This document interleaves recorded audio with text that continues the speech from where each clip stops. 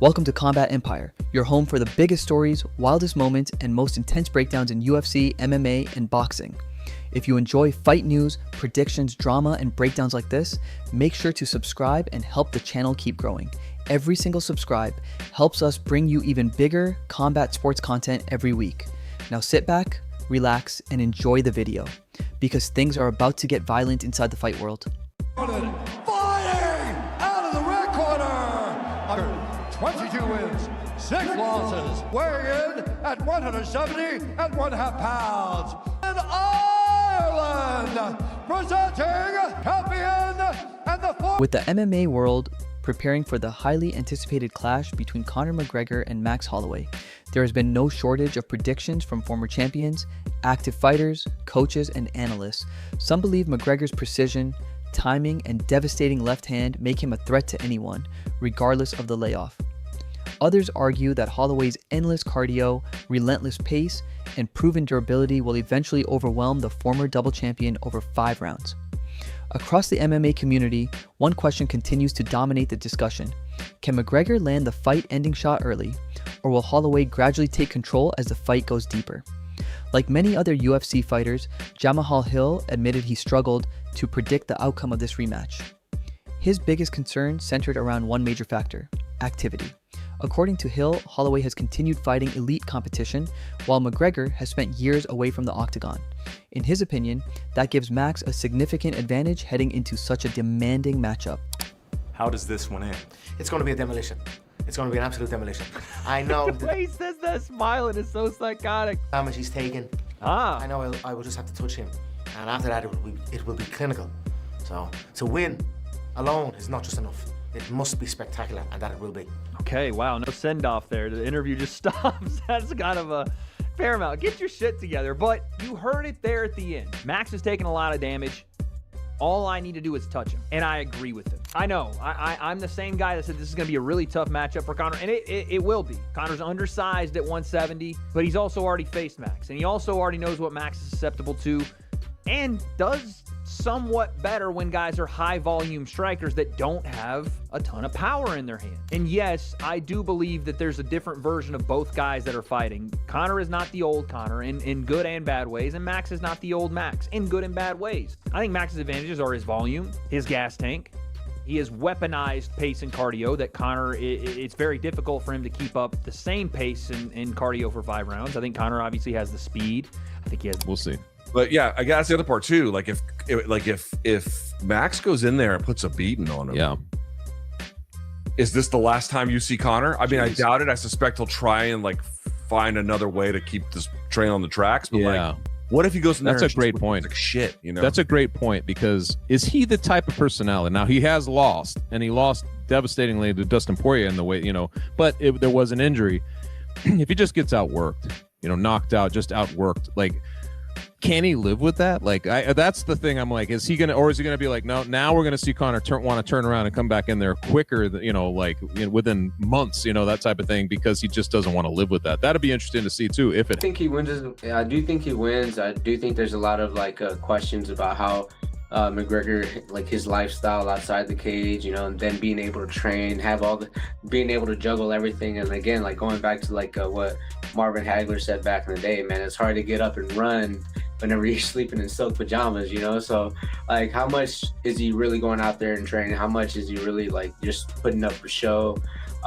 We won't know until the fight. And I like my chances with Holloway. Again, he's been way more active. He's been in the gym.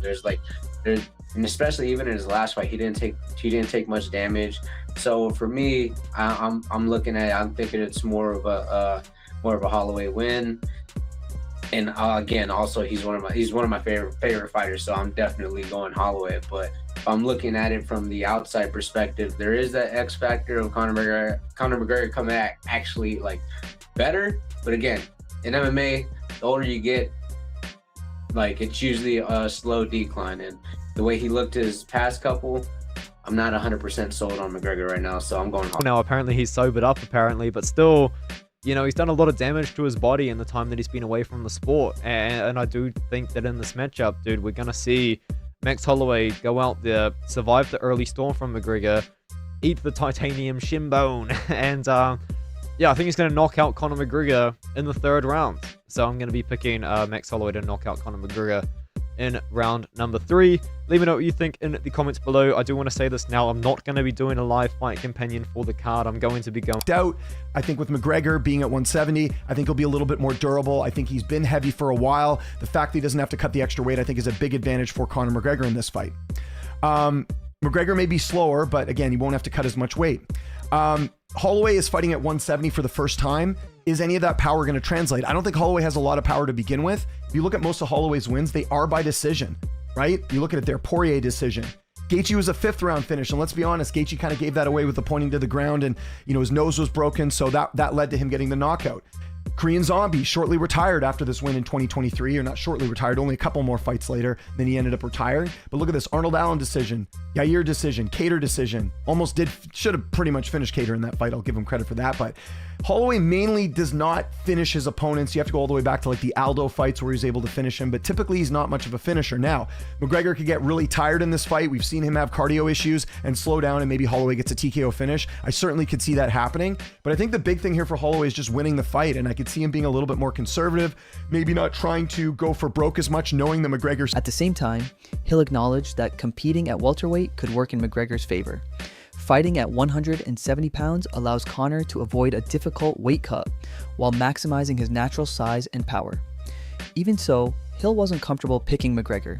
He explained that there are simply too many unanswered questions after such a lengthy layoff. Nobody truly knows what version of the Notorious will step into the cage until fight night arrives. After weighing everything, Hill ultimately sided with Holloway, predicting Max would score a knockout victory. Bodetti took an even stronger position. He expressed complete confidence that Conor McGregor would lose to Max Holloway, arguing that nearly every factor favored the former featherweight champion.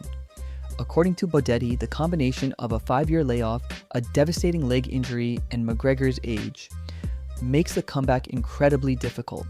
He also argued that Conor's success was always built around speed, timing, and explosiveness rather than overwhelming cardio. I think win, lose, or draw, we get a very, very good version of Conor. I think Max is the perfect matchup. There is no perfect matchups after taking a 5-year layoff. But again, this is in boxing, so there's no warm-up. So to come back to be the caliber of star that Conor is, there's no warm-ups. You're going to get a tough fight. Out of all the tough fights, all of them are tough. He'd be an underdog in every single one except for Michael Chandler, but that's not a big enough name to come back after a 5-year layoff. So that's why they're not doing it. But for all the tough matchups, stylistically, and this is crazy, I know, the safest matchup they could give him is Max Holloway after a 5-year layoff.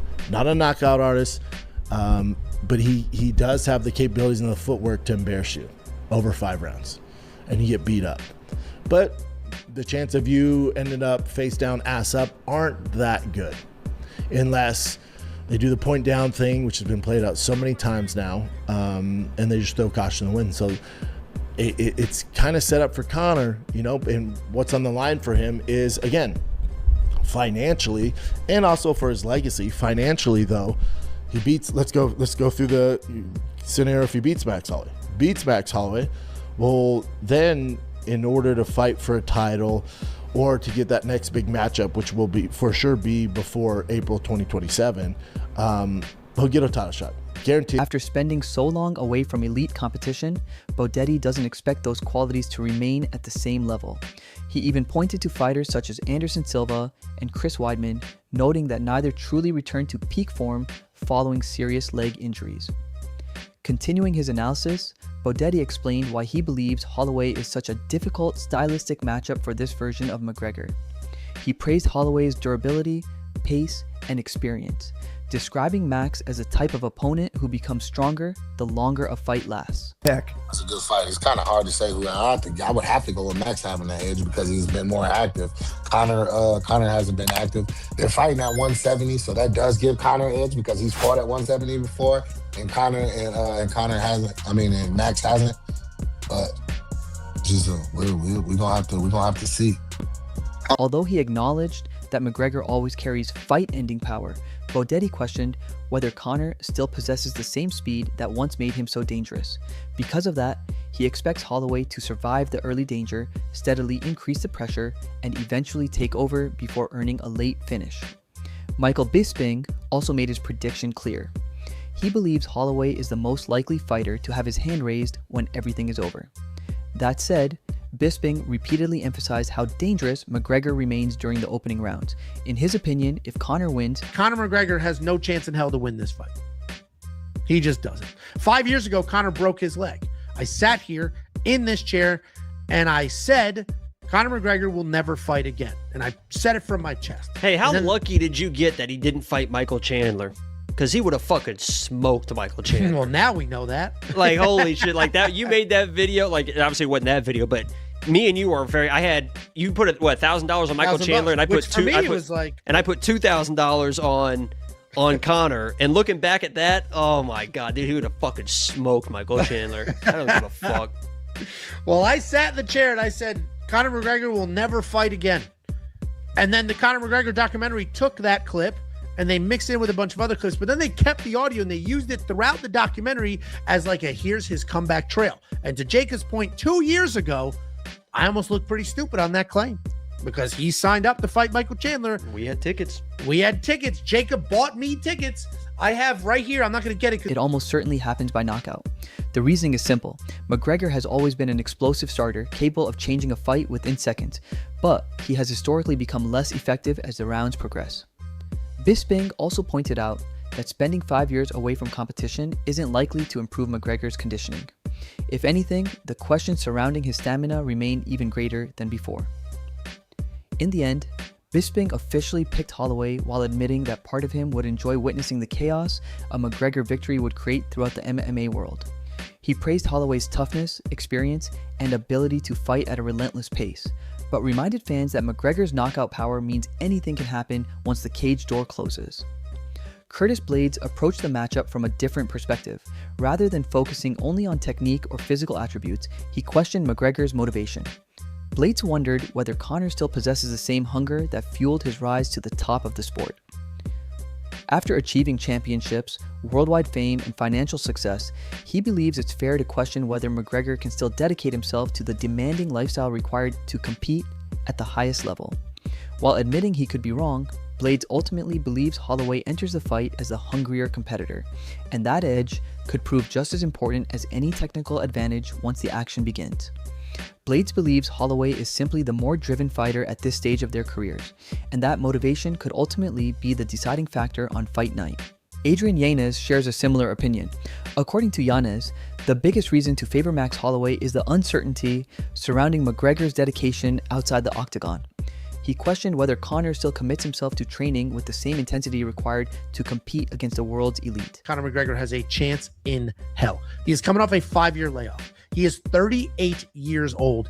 Even in Conor McGregor's almost prime, let's say when he beat Nate Diaz the second time, if you took that version of Conor, that exact version, and he fought Max, that version of Conor would lose. Conor McGregor has never had great cardio. What he had was speed and timing. And you know what? 5 years away, with 38 years old, you lose your speed, you lose your timing. Conor McGregor is not winning this fight. Not coming back after that leg break. The two most notable times that injury has happened was to Anderson Silva and Chris Weidman. Anderson Silva, that happened to him at basically the height of his career. And he just went on to nosedive. He had one win after that, like 4 losses. Chris Weidman, same exact shit. Came back, looked awful against Brad Tavares, had to eye poke his way to a win against Bruno Silva, and then looked awful against Eric Anders. Conor McGregor is not bucking that trend. Conor McGregor is not coming back and shocking the world. Conor McGregor is the reason. Referencing Marvin Hagler's famous quote about how difficult it is to wake up motivated when you're already rich and successful, Yanez wondered whether McGregor still possesses the same hunger that once carried him to championship glory. While admitting nobody truly knows the answer until fight night, that uncertainty was enough for Yanez to lean toward Holloway. Yanez also highlighted another important advantage. Unlike McGregor, Holloway has remained consistently active, continuing to face elite competition while staying in top physical condition. He also came out of his most recent fight with very little damage, allowing him to build momentum heading into this matchup. Although Yanez acknowledged that McGregor always carries an unpredictable X factor capable of changing a fight instantly, he still believes age, inactivity, and recent form make Holloway the safer pick. Brendan Schaub, however, offered a different perspective. Interestingly, he argued that McGregor's 5-year absence could actually become one of his greatest strengths rather than a weakness. While Holloway spent those years competing against the very best fighters in the UFC and absorbing more significant strikes than almost anyone in the sport, McGregor had the opportunity to fully recover from his devastating leg injury without taking additional punishment inside the octagon. Schaub stopped short of predicting a dominant McGregor victory, but he also rejected the idea that Conor was walking into an impossible situation. Instead, he described Holloway as one of the best possible elite opponents for McGregor's comeback, believing the matchup is competitive despite all the questions surrounding Conor. He also pointed out that although Holloway overwhelms opponents with volume, pace, and combinations, he has never been known as a one-shot knockout artist. That, in Schaub's opinion, gives McGregor opportunities to remain dangerous throughout the fight. In the end, nearly every prediction surrounding Conor McGregor versus Max Holloway comes back to the same battle: pace versus precision. If McGregor establishes his timing early, lands a trademark left hand, and controls the distance, he has a very real path to victory. But if Holloway survives those dangerous opening exchanges, the fight begins shifting into extremely uncomfortable territory for Conor. Max's relentless pressure, elite cardio, and non-stop volume have broken some of the toughest fighters in the sport, which is exactly why so many analysts favor him in the later rounds. Even so, writing McGregor off completely would be a mistake. Few fighters in MMA history possess his ability to change the outcome of a fight with a single clean punch, and that threat alone makes him dangerous until the very end. Now it's your turn. Who do you think wins this blockbuster rematch? Does Conor McGregor land the knockout early, or does Max Holloway take over as the fight goes deeper? Let us know your prediction in the comments below, and don't forget to subscribe for more UFC news, fight breakdowns, and MMA coverage.